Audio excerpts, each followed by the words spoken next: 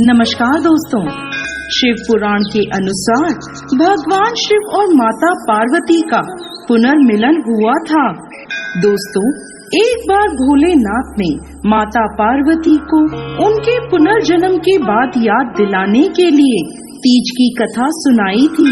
भगवान शिव ने कथा सुनाते हुए कहा, पार्वती, तुम मुझे पति के रूप में पाना चाहती थी, जिसके लिए तुमने हिमालय पर्वत पर कठोर तप किया। तुमने सर्दी, गर्मी, बरसात आदि सभी कष्टों को सहा। इसे देखकर तुम्हारे पिता बेहद दुखी थे। एक बार भगवान विष्णु के कहने पर देवर्षि नारद तुम्हारे घर गए और उन्होंने तुम्हारे पिता से कहा कि विष्णु भगवान आपकी पुत्री से विवाह करना चाहते हैं। आपकी क्या राय है? यह सुनकर पर्वतराज बेहद खुश हुए और वह अपनी पुत्री का विवाह भगवान विष्णु के साथ करवाने के लिए तैयार हो गए।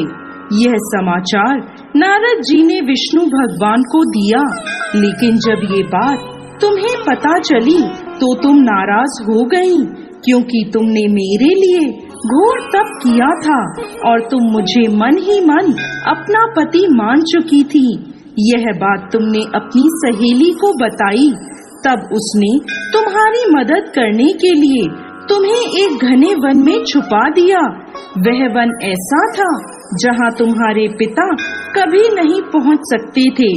इस वन में तुम लगातार तप करती रही। पर्वतराज तुम्हारे ना मिलने से परेशान थे। वह इस चिंता में थे कि यदि भगवान विष्णु बारात लेकर आ गए और तुम नहीं मिली तो वह नाराज हो जाएंगे।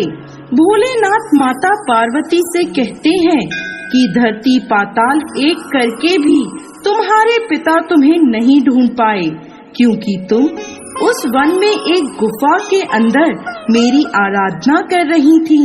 तुमने रेत का एक शिवलिंग बनाया था। तुम्हारे तप से प्रसन्न होकर मैंने तुम्हारी मनोकामना पूरी करने का विचार किया। इस बीच तुम्हारे पिता तुम्हें खोजते हुए गुफा में पहुंच गए। तुम्हें वहां देखकर पर्वतराज बेहद खुश हुए। तुमने अपने पिता से कहा कि तुमने मुझे अपना वर चुना है और इसके लिए घोर तप किया है और आज यह तप सफल हो गया है। भोलेनाथ ने मेरा वरण कर लिया है।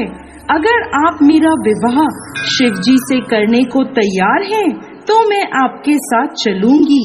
यह सुनकर पर्वतराज तुम्हारा विवाह मुझसे करने को तैयार हो गए। इसके बाद उन्होंने विधि विधान से हमारा विवाह संपन्न कराया। हे पार्वती, जिस तरह तुमने यह मेरा कठोर व्रत किया और हमारा विवाह संपन्न हुआ, उसी तरह यदि कोई स्त्री इस हरियाली तीज का व्रत पूरी श्रद्धा और निष्ठा से करेगी, तो मैं उसे मनवांछित वर प्रदान करूंगा और अखंड सौभाग्य का वरदान दूंगा। हे भोलेनाथ, इस कहानी को कहते, सुनते और हुंकार भरते सब पर कृपा करिएगा। इस दिन महिलाएं अपने पति की लंबी उम्र और अखंड सौभाग्य के लिए माँ पार्वती और भोलेनाथ की पूजा करती हैं। जय भोलेनाथ, जय माता पार्वती।